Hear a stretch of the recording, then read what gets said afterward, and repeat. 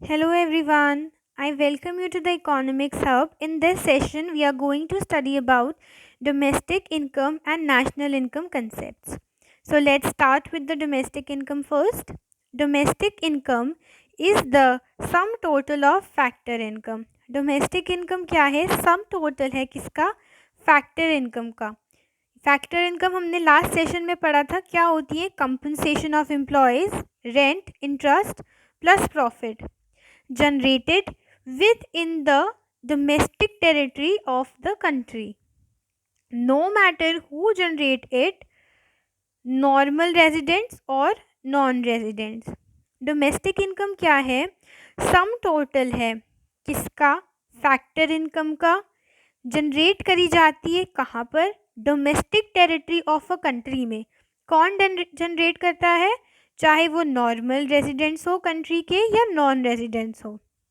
Now let's move ahead and talk about national income.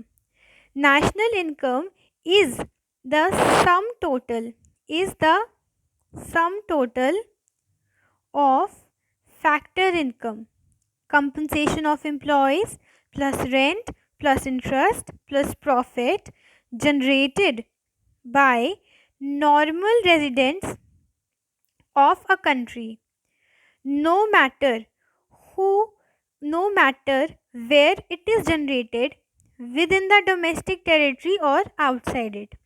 National income क्या है? Sum total है किसका? Factor income का, जो जनरेट करता है कौन? Normal residents of a country. No matter, कोई फर्क नहीं पड़ता वो कहाँ जनरेट हो रही है, with in the domestic territory और आउटसाइड इट. सो इसका डिफरेंस क्या था कि डोमेस्टिक इनकम क्या है? जो डोमेस्टिक टेरिटरी में जनरेट हो रही है फैक्टर इनकम, और कौन जनरेट कर रहा है, चाहे वो नॉर्मल रेजिडेंट हो या नॉन रेजिडेंट.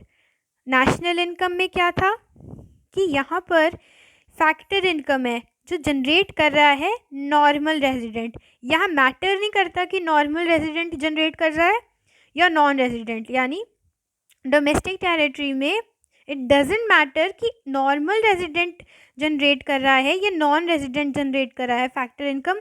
मेन पॉइंट ये है कि डोमेस्टिक टेरिटरी के अंदर अंदर वो जनरेट हो रही होती है.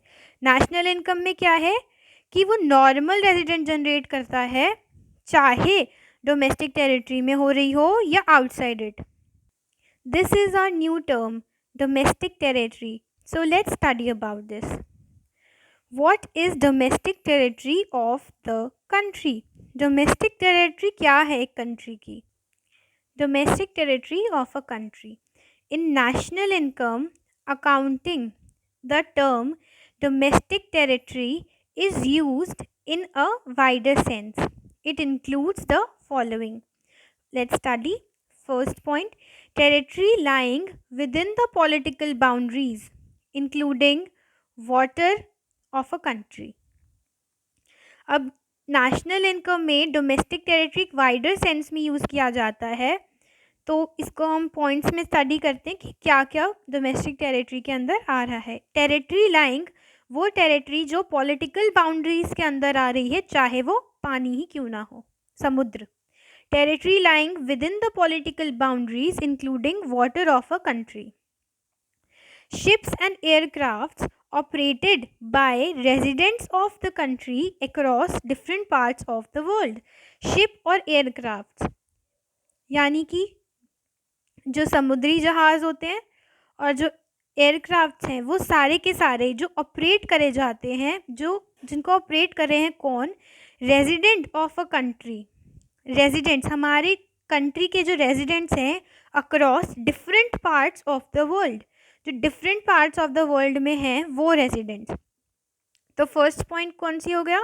Territory lying with in the political boundaries including water of a country. जो टेरिटरी पॉलिटिकल बाउंड्रीज के अंदर आ रही हैं, चाहे वो समुद्र, चाहे वो पानी ही क्यों ना हो, वो टेरिटरी आती है. फिर शिप्स एंड एयरक्राफ्ट्स जो ऑपरेट किए जाते हैं किनके द्वारा? By resident of the country across different parts of the world. For example, Indian ships moving between Japan and Korea regularly. Example के तौर पर कि जो इंडियन शिप्स हैं जो मूव कर रहे हैं बिटवीन जापान एंड कोरिया.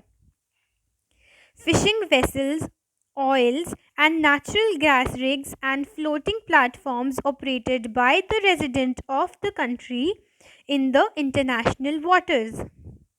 जो फिशिंग वेसल्स हैं, oils and natural gas rigs हैं, फ्लोटिंग प्लेटफॉर्म्स हैं जो ऑपरेट करे जा रहे हैं किनके द्वारा, रेजिडेंट ऑफ द कंट्री. कहाँ? In the international water. In the international water. लेकिन इन सबको ऑपरेट कर कौन रहा है? Resident of the country. Embassies, consulates and military establishments of the country located abroad. For example, the Indian Embassy in the United States of America is a part of the domestic territory of India, and Embassy of USA in India is a part of domestic territory of United States of America. यानी कि embassies, consulates and military establishment of a country located abroad, जो हमारी embassies हैं जो बाहर located हैं वो भी डोमेस्टिक टेरिटरी का पार्ट है. For example, the Indian embassy in the United states of America is a part of the domestic territory of India. हमारी कंट्री का पार्ट माना जाएगा, वो हमारी कंट्री के डोमेस्टिक टेरिटरी का पार्ट माना जाएगा. The embassy of USA in India, जो यूएसए की एम्बेसी है जो इंडिया में है, is a part of the domestic territory of United states of America. जो इंडिया में यूएसए की एम्बेसी है वो डोमेस्टिक टेरिटरी का पार्ट माना जाएगी. कहाँ की? यूनाइटेड स्टेट्स ऑफ अमेरिका में. Let's study about convergence. Conversion of domestic income into national income. Domestic income को नेशनल इनकम में कैसे कन्वर्ट किया जाता है? Let's study. National income. National income is equal to factor income by our residents from rest of the world minus factor income earned by non-resident in our domestic territory. National income में क्या include किया? Is equal to factor income by our resident from rest of the world. जो हमारे resident हैं जो rest of the world से ला रहे हैं वो वाली factor income minus factor income earned bye non resident in are domestic territory. Minus कौन सी फैक्टर इनकम? जो नॉन रेजिडेंट्स हैं जो हमारी टेरिटरी में हैं. Factor income earned bye non resident in are domestic territory.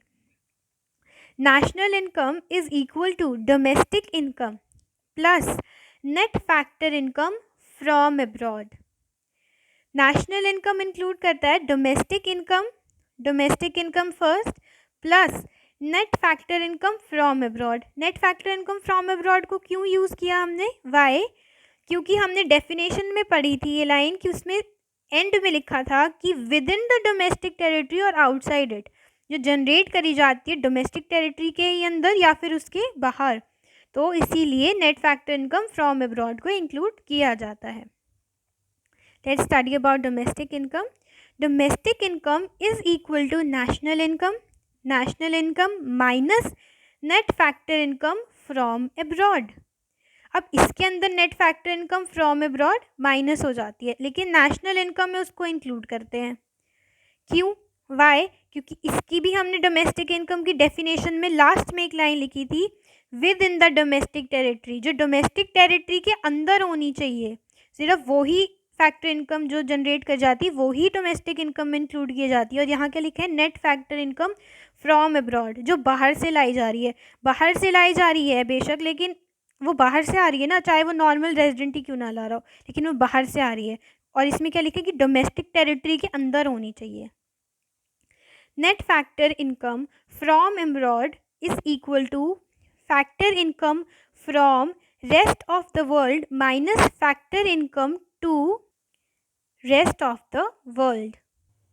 यानी net factor income from abroad is equal to factor income from rest of the world. जो factor income लाई जा रही है from लाई जा रही है कहाँ से? rest of the world से, minus factor income to rest of the world. यानी जो बाहर से दी जा रही है. Factor income from rest of the world minus factor income to rest of the world.